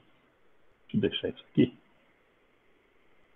Então, claro, antes de falar, professor, usar essas condições gerais para essa equação mequetrefe aí do circuito é muito, né? Mas exemplifica. Exemplifica, né? Então, vamos escrever ela do jeito que... Dá para fazer de um monte de jeito, né? Eu vou escrever ela assim, ó. I mais RC DI dt igual a zero, tá? Vamos ver aqui. Veja. Tá aqui, ó. Quem é o M, quem é o N, né? O M é 1. E o N é uma constante, né? É óbvio que isso aqui... Deixa eu puxar o quadro para baixo para não cometer o erro que eu cometi nessa aula aqui, né? Professor, você disse Diga. que o M era o quê? Era 1? Nesse caso aqui, ó. Nesse caso aqui, veja. Eu estou comparando essa aqui com essa aqui, né? Sim, sim. Tá certo? Então, né, em comparação direta, eu posso até chamar essas coisas diferentes, você chamar o i de variável, né? Matematicamente dá para fazer isso. Eu poderia tentar fazer isso, né? Veja que o m aqui, qual que né? Vale... Desculpa, aqui o m é i. É o m é i, né? O m seria o y nesse caso aqui. Eu que cometi o erro mesmo, você tem razão em chamar minha atenção. O n sim é uma constante, tá? Tá certo? Tá Verdade. certo. Então a gente agora vai puxar isso aqui um pouquinho mais para baixo e vai tentar... Deixa eu rolar a condição para cima. Então a gente já identificou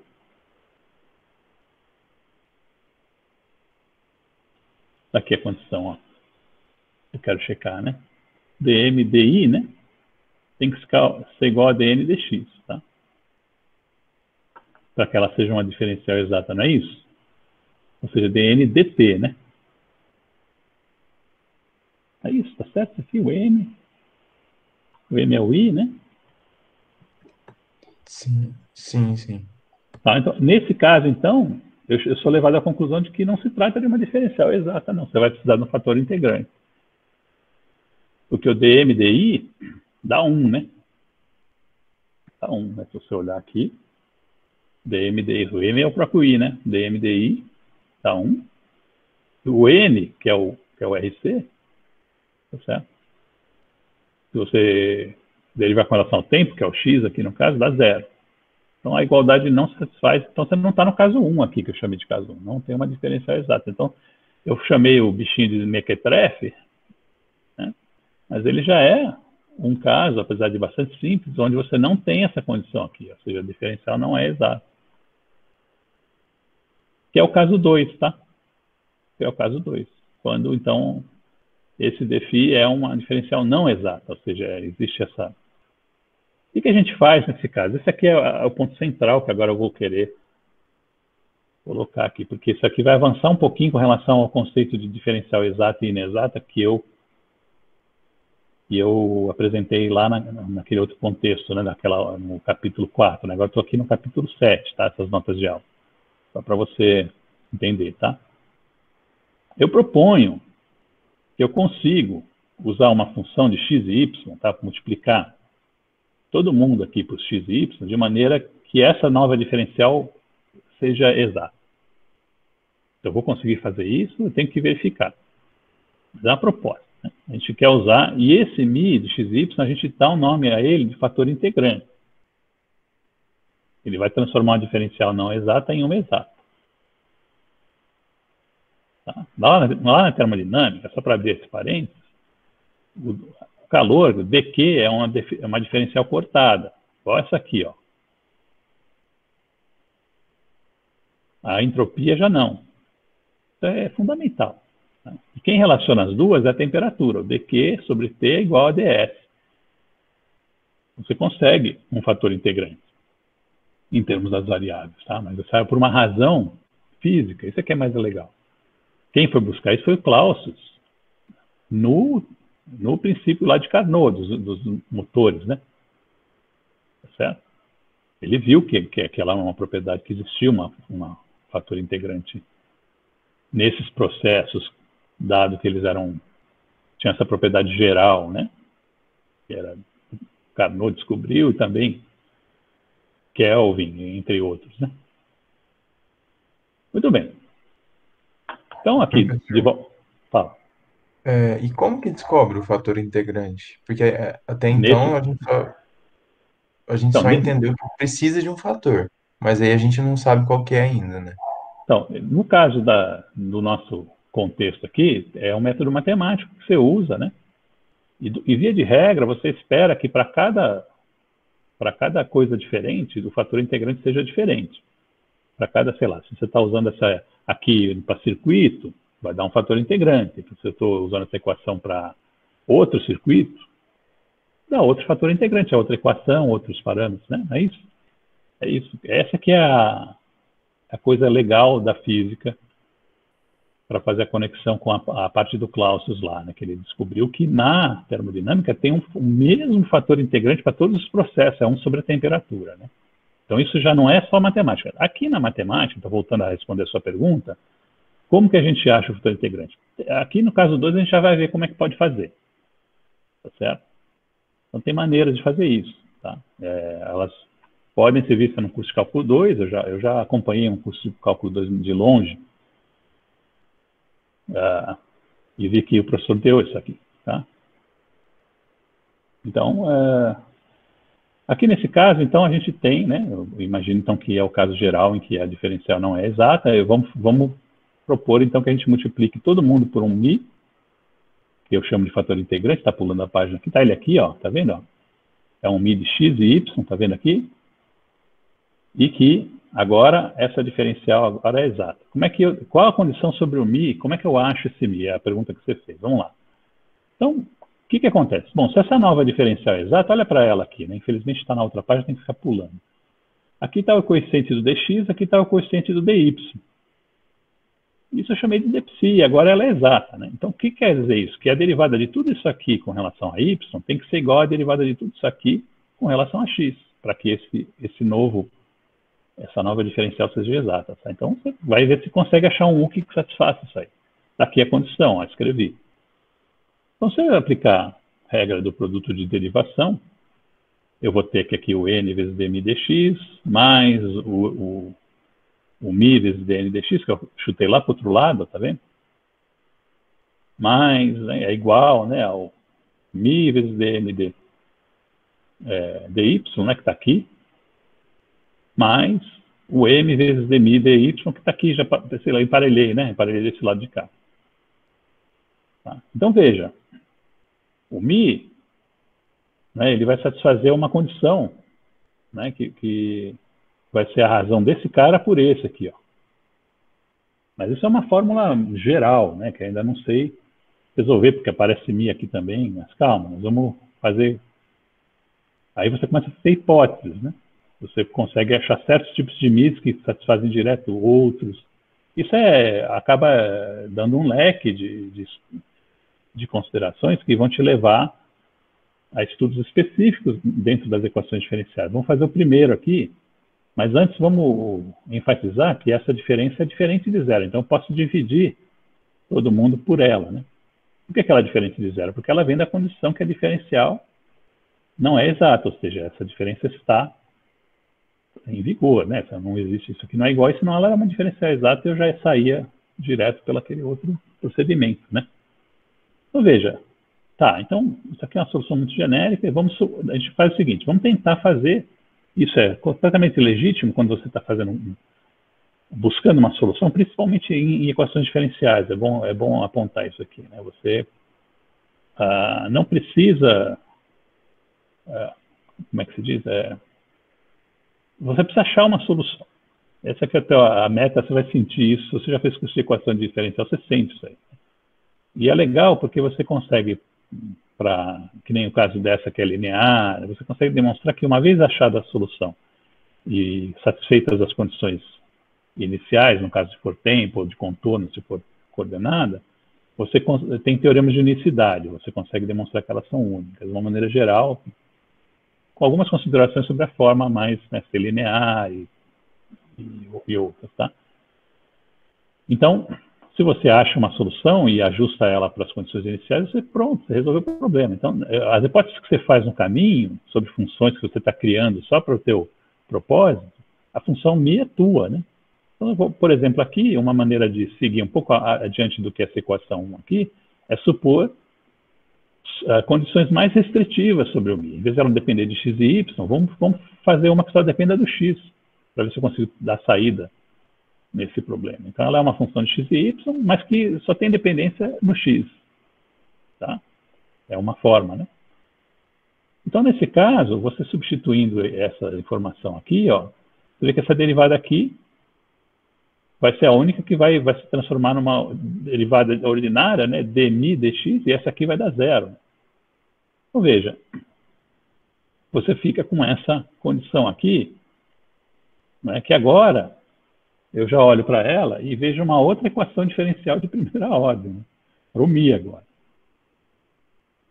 Tá percebendo aqui? Né? Então, esses caras são funções de x e y, isso tudo aqui vai ser a função de x e y, tem o mi aqui, o mi também aparece aqui, então, se eu isolar só o lugar que está o mi, eu consigo essa relação aqui, tá? Eu estou chamando a derivada dm dy aqui e dn dx por esses índices aqui, que é uma notação um pouquinho mais compacta, tá? Só para uma questão de não ficar carregando essas coisas, né? Está aqui, né? Isso aqui seria o my, isso aqui é o nx, tá? Então, esse índice agora significa derivada com relação à variável que está especificada no índice, né? Eu tenho, em princípio, uma solução aqui, né? Agora, veja. O lado esquerdo aqui só depende de x, né, por hipótese. Porque eu disse que eu estou procurando um mid x, né? Se você deriva uma função só de x com relação a x, ainda é uma função de x, aqui esse lado esquerdo só depende de x. Portanto, para que seja consistente essa abordagem, esse lado aqui tem que ser função apenas de x. Isso vai ter que ser checado no começo. Ou seja, você vai ter que pegar esse n e esse m aqui, fazer essas derivações aqui com relação às variáveis, olhar para o resultado e falar, ah, só tem x aqui. Então eu posso achar um fator integrante que só depende de x, tá? É assim que a gente fez a hipótese, viu que a hipótese ela está condicionada, né, para ser consistente, a uma condição que você determina lá no início, tá bom? Então, você já disse desse jeito, vemos que se a derivada de m com relação a y menos a derivada de n com relação a x sobre o n, né, sobre a própria função n, se isso aqui for uma função apenas de x, quando no caso da diferencial não exata, existe, então, né, existe um fator integrante μ, que só depende da variável x, que satisfaz a equação 2, tá? Pode ser obtido dela, tá? Que horas são? 9h40. Ó, vou deixar uma sugestão. Tenta verificar se você consegue um fator integrante dependente só do tempo, né? Que é o caso da variável daquela equação do capacitor. Eu ia começar a tentar fazer isso aqui. Esse exemplo do capacitor, eu prometo para vocês que eu estou fazendo completamente de improviso. Eu estou puxando lá da minha memória, não lembrar. Eu lembro, né? Senão não saía, né? Mas eu ia começar a encarar um improviso na frente de vocês, como eu sempre faço, né? Imediatamente depois disso, mas agora eu olhei o relógio, achei que está um pouco tarde, tá? Pra gente, mas você já sabe onde eu quero chegar, né? Vamos tentar olhar no exemplo do capacitor lá, do mequetrefe que eu falei, né? E vamos tentar verificar se não tem, se eu não consigo um fator integrante que me transforme a equação, né? Numa diferencial exata, né? E também tem a questão de, então, depois, como é que eu chego na solução, né? Você vê que, no caso do exemplo, quando eu escrevi no quadro a equação do circuito, eu olhei para ela e já sabia a solução, porque eu sei que a exponencial tem aquela propriedade, né? Essa é uma maneira de resolver a equação diferencial, chutar uma solução que você sabe e adequar os parâmetros às condições iniciais. Isso não é completamente legítimo, inclusive. Mas é legal usar aquela equação como exemplo para uma receita que é muito mais ampla e poderosa para resolver equações que não são tão simples. Você não olha para ela e já sai. E outra, fazer a conexão com essa parte que aparentemente estava bastante interessante na segunda metade do século XIX, né? A dinâmica, né? Com o Clausius, que eu falei aqui, o Cauchy, mas o Cauchy era matemático, era mais uma primeira versão do que a gente hoje chama de teorema de Stokes, né? Eu acho que é o teorema de Stokes, que relaciona o rotacional com a integral de linha, o Stokes-Kelvin, nomenclatura histórica, a gente não vai também se amarrar por causa disso, mas o Cauchy fez a versão plana, né? Então, a relação do Cauchy, que ainda não é no contexto de variáveis complexas, né? É no plano mesmo, tá? Que é equivalente ao teorema de Stokes no plano, tá? Que acho que quando vocês veem cálculo 3, a primeira versão que eles dão é essa, né? O teorema no plano, você faz lá treina ali, e depois aqui generaliza para 3D. Se eu não me engano, tá? Se eu não estou enganado, não sei, cada professora. Vamos encerrar então a paralação e vamos abrir para... Talvez seja prudente nesses 5 minutos eu só apontar umas coisas que eu prometi no começo da aula e não fiz, tá? Eu vou apontar algumas coisas que podem ajudar. Eu sei que alguns dos exercícios já estão com... Você viu que eu estendi o prazo de uma das listas, né? Porque tinha um erro lá, que era ao quadrado, certo? Você vai falando comigo, né? Aqueles que entregaram e não fizeram, eu dei uma chance para fazer, né? Eu gosto quando o cara tenta fazer de novo, né, velho? Não fica integrando, tá bom. E aí, se você faz tudo, eu posso dar mais nota para você, né? Esse cara que entrega rápido, assim, mas... Bom, vamos lá. Então, quais são os recados, né? Então, primeiro, né? Aula passada, alguém me perguntou, né? Como é que sai disso aqui, né? como é que a gente demonstra que isso aqui é zero, tá? Eu dei uma resposta um pouco prática, né? Você olha para ele e sabe que é zero, porque isso aqui é a elevado a n, então tem n fatores aqui, aqui também tem n fatores. A hora que você abre isso aqui, você vê que esse é igual a esse, portanto a subtração dá zero, né? Não precisa mais que isso aqui, mas ocorre que, né, você sabe que isso aqui vale quando n é igual a 1, né?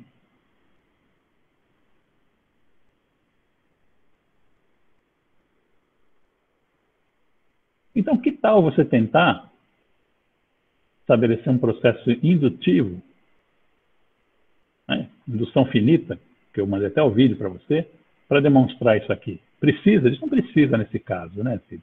Mas dá para fazer, fica mais formalizado. Ou seja, mostra que se vale para qualquer n da sequência, né, porque isso aí é uma sequência, tem n's, vários n's ali naquela série, né? Aqui eu estou me referindo a uma questão que pede para você demonstrar que o comutador de um operador com uma função dele dá zero. Ela redunda em resolver, em demonstrar que isso aqui é zero, né? E eu, no caminho, senti que alguns de vocês não acharam que isso seja tão óbvio, assim como eu sempre achei, né? Então, e o que eu acho muito justificado. Pessoas mais cautelosas não saem dizendo que tudo é óbvio, né? Porque senão dão um tiro no pé, né?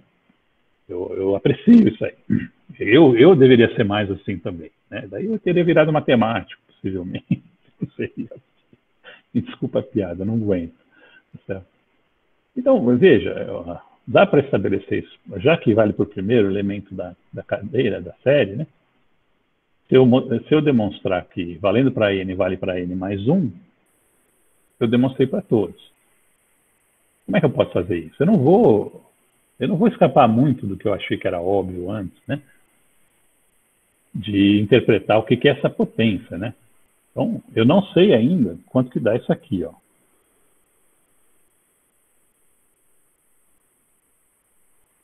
Esse é o processo indutivo. Eu tenho que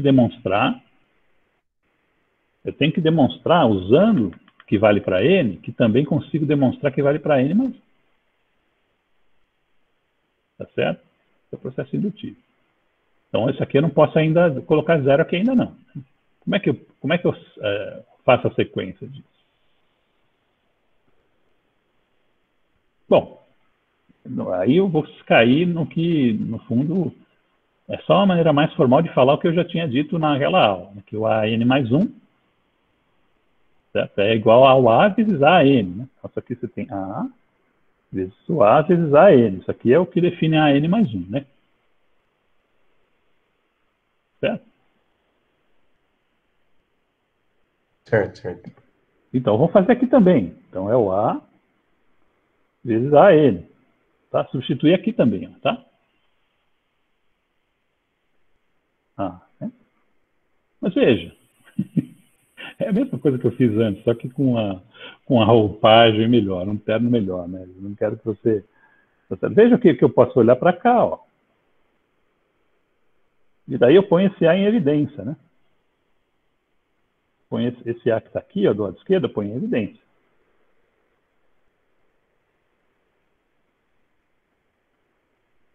Agora, eu uso o fato de que, por hipótese, ele vale para n, né? Cadê? Está aqui, ó. Isso aqui vale. Se ele vale para n por hipótese, eu consigo, então, demonstrar que, já que isso aqui agora é zero, porque por hipótese vale para n, então eu consigo agora pôr o zero aqui do lado direito. Então, o que eu fiz aqui? Esse é o passo indutivo da indução finita, né? Eu demonstrei que valendo para n, vale para n mais 1. Por outro lado, tem o passo, né? Que é o passo fundamental também. Basta mostrar que ele vale para algum da cadeia, em particular, vale para o primeiro. Bom, se ele vale para o primeiro e valendo para n, vale para n mais 1, foi demonstrado isso aí, então ele vale para o segundo, terceiro, quarto, até infinito, tá? Então, se você quiser formalizar melhor essa discussão, dá a impressão que está formalizada, mas quando eu fiz essa separação aqui, certo? Eu usei o mesmo argumento que eu tinha usado na explicação que parece mais heurística, mais intuitiva da aula passada, tá? Que é investigar o que significa isso aqui, ó. A elevado a N mais 1, produto cheio de A's aqui, onde cada um deles é o mesmo que o outro, né? A posição que ele está ali é completamente irrelevante, é isso que está usado aqui. Então, a gente disfarçou, isso aí é uma coisa que os linguistas adoram, né? Você disfarça com uma roupagem mais... Ele acha que fez uma coisa diferente, né? E você tem que ter cuidado com isso, porque às vezes você não fez nada diferente. Tá? Que o argumento raiz disso aqui está ligado ao modo como eu defino a exponencial, tá certo? Então não tem nada a mais. Eu proponho para você que olhe a minha explicação da aula anterior, tá certo? Apesar de ser muito menos formal, né? Ela, inclusive eu fiz o exemplo para n igual a 2, né? Que dava 3, tá certo? E veja que eu proponho que informativamente não há nada a mais do que isso. Mas, tudo bem. Aqui formalizou, pode dar mais segurança para alguns, né? Assim, não, realmente está mostrado por indução, né? Esse é um recado. Outro recado, que agora já são 10 minutos apenas, né? É o seguinte. Veja, se você convença-se que uma rotação foi definida, né? A partir de uma... Eu dei o nome de rotação depois. Eu falei, olha, são as transformações ortogonais próprias, com determinante igual a 1, tá? Que fazem essa transformação que eu estou tão interessado aqui dentro do curso, né? Elas foram definidas para que mantivessem o módulo do vetor constante, invariante na transformação, tá? Isso é uma informação que está em tudo que a gente fez até agora. Está implícita, está explícita, está de todos os jeitos, tá? Então, quando você for fazer aqueles produtos dos problemas lá que aparece, deixa eu trocar essa caneta que ela já está começando a ficar...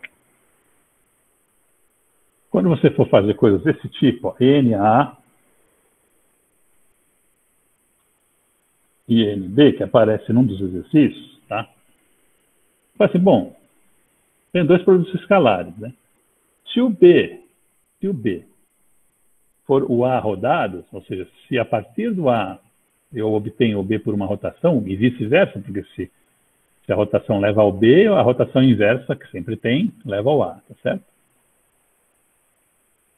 Então, esses produtos escalares têm que ser idênticos, porque um é a rotação do outro. A rotação não altera o produto escalar. Então, o produto escalar que eu tinha aqui tem que ser o mesmo que eu tenho aqui, porque o B é apenas uma rotação. Veja bem, tem que ter essa condição. O B é apenas uma transformação própria, né, ortogonal de A.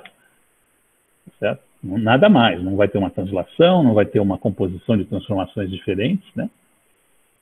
Claro, talvez exista outra transformação que você consiga manter o produto escalar constante, mas aqui, se você sabe que o B é uma rotação de A, e vice-versa, obviamente, então o produto escalar é igual. Você pode pôr um sinal de igual entre os dois aqui, tá? Então esse era o outro recado. E agora sim, tem 8 minutos, né? Infelizmente, alguns de vocês vão ter que sair correndo, eu compreendo. Alguns já saíram, inclusive, eu estou vendo aqui, né? Mas se quiser fazer pergunta, a gente está aí.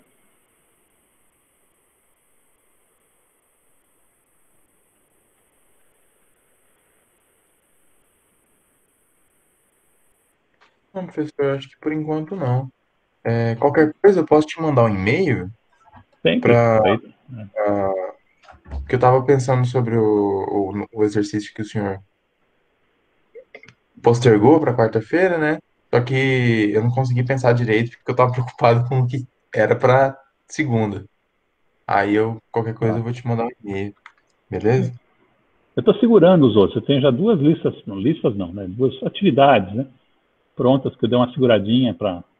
Primeiro para ver se eu não acho um erro daquele de A ao quadrado e quadrado lá, né? Porque depois tem que ficar corrigindo, né? Mas acho que o timing tá ok. Vocês estão fazendo, tem outras coisas para fazer, não é só física e matemática, né? Vão fazendo, acho que... Fala comigo, manda e-mail, abre sessão de dúvida, que a gente tá aí para isso, tá? E se você não vem a dúvida, eu não sei se tem, né? Se não tem, se está difícil, se está fácil, não sei nada disso. Tá bom, você pode sair no meio da minha fala, viu? Que eu já encerrei a aula, não, eu esqueci de dizer formalmente, né? Agora é só, se quiser fazer pergunta, inclusive eu vou fazer a contagem regressiva. Professor, tem uma dúvida. Pode falar. Então deixa eu gravar.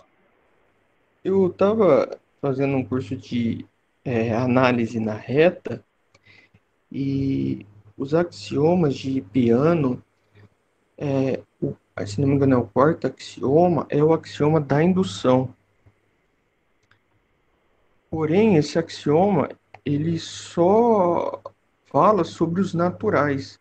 Eu queria saber, faz sentido eu falar em indução matemática fora dos naturais?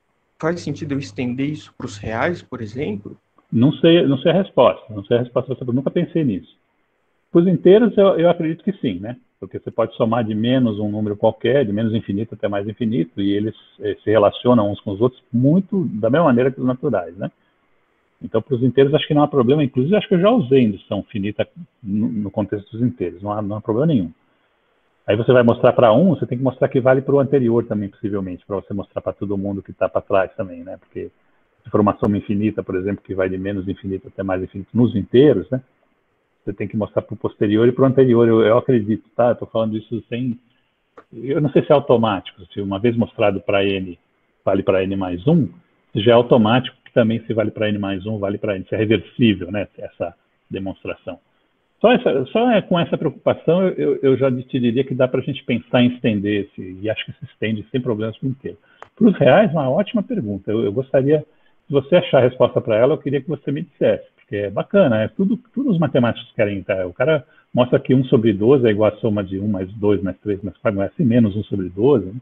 A função zeta de Riemann lá, com extensões dos conceitos para, né, para contextos mais gerais, eu tenho bastante interesse nisso. Mas nunca pensei, no caso de indução finita, como é um método muito, como se fosse um canivetinho que você tem no bolso para usar de vez em quando, eu nunca pensei nessa parte, não. Mas, eu acho que deve ter uma resposta aí pelo Google, você estimulou o meu intelecto com essa sua pergunta. Muito obrigado.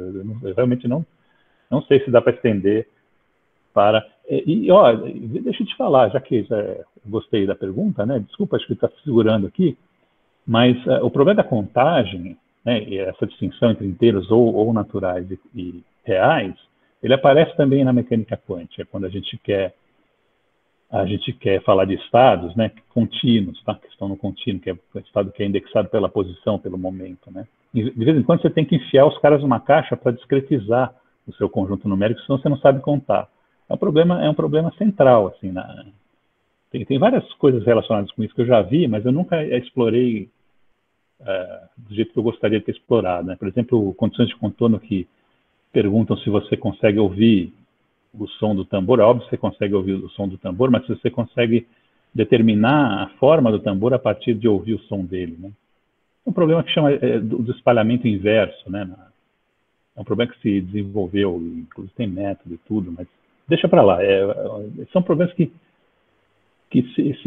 acaba se resumindo, né, nessa questão que você fez aí, né? Como é que a gente estende vários conceitos aí para um conjunto inteiro ou natural? Entendi, professor. Interessante. Ok. A resposta não sei. A resposta não sei. Um monte de coisa que eu falei para dizer que eu não sei, mas fale mais. Eu fiquei com dificuldade de fazer o exercício número 1 daquele 3.4. Eu tentei, tinham duas proposições, certo?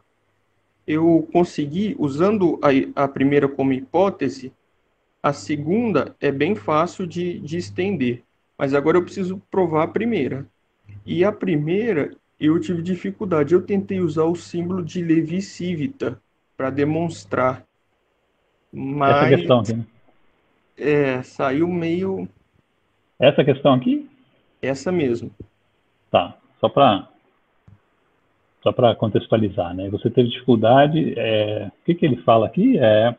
Eu, no caso, né? Ele, né? Para mostrar por indução, né? Isso. Tá, olha. O primeiro passo da indução, você deve ter visto naquele vídeo, caso você tenha assistido, né?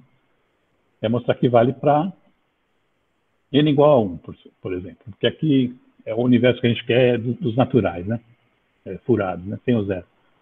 Quando você vai n igual a 1, você vai mostrar sem dificuldade que isso aqui vale, né? Menos 1 elevado a 0 dá 1.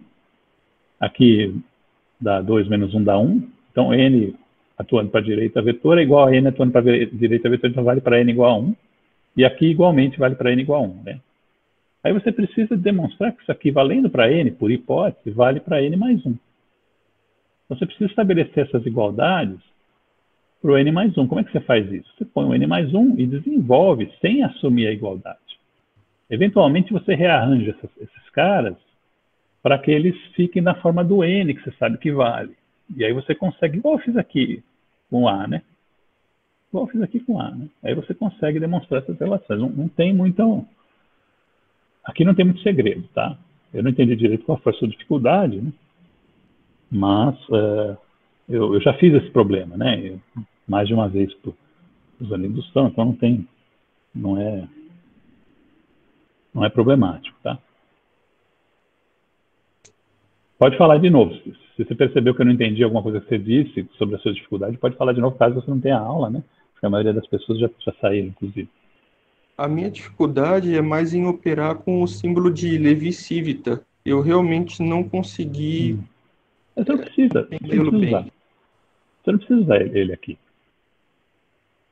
Tá? Eu já te garanto isso de saída, tá? Deixa eu ver uma coisa aqui. Eventualmente, você vai usar a seguinte propriedade. Talvez seja aí que você esteja se referindo ao símbolo de Levi-Civita. Deixa eu subir aqui, que eventualmente você vai usar a seguinte propriedade. Isso sim, agora me lembrei que daí... Mas aí é uma aplicação rápida que a gente já fez algumas vezes aqui. N vetor A, né? O que você pode fazer para resolver essa questão? Você atua esses caras sobre um vetor A qualquer. Vai ficar uma coisa mais concreta e num território mais familiar, se você quiser. Tá? Aí todas essas questões de ordem, de quem faz primeiro e tal, ficam bem definidas, porque você... Então, por exemplo, o n ao quadrado é esse aí, ó. Tá vendo? Tá aí ainda? Tá, né, Ok. Ian, né? Tá, então. Veja, isso aqui você pode ter que desenvolver, né?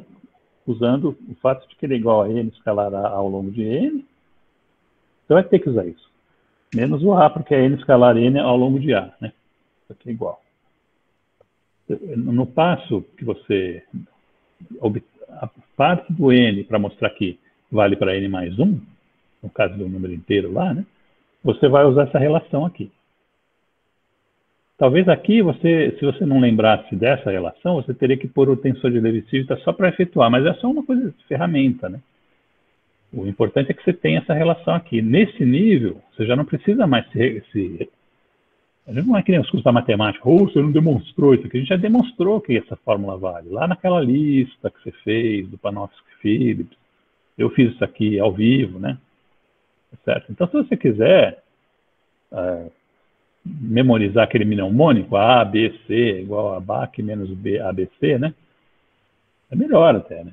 O que é importante para você demonstrar é isso aqui, ó. Tá? Então, por isso que eu estou dizendo que não entra o tensor de Levi-Civita, tá? A não ser que você não saiba esse produto, e só para ele você vai ter que usar. Mas não precisa também. Esse duplo aqui sai até você usando os pseudodeterminantes lá que os caras fazem produto vetorial com ele, né? Tá legal, Ian? Não sei se... Entendi sim, professor. Tá ok. Volte pelo e-mail, a gente pode abrir uma sessão mais longa de dúvida, inclusive, caso precise. Eu não estou com pressa, tá? Se você quiser continuar falando, pode falar que eu posso passar das 10, eu não tenho outra aula para dar, não. Ah, não, era só isso. Okay. Eu vou tentar fazer, aí se eu tiver alguma dúvida, eu mando e-mail para o senhor, pode ser? Sim, é um canal, tá? É um canal oficial. Eu tenho ouvido essa pergunta reiteradamente. Eu preciso reiterar que é um canal oficial. Você pode mandar quantas vezes quiser e-mail, que a gente se comunica, eu respondo no máximo em poucas horas, se eu não estiver com a máquina na minha cara, assim. Tá certo. Obrigado, então, professor. Ok. Vamos parar a gravação, né? Acho que já pode. Acho que não tem mais ninguém, inclusive.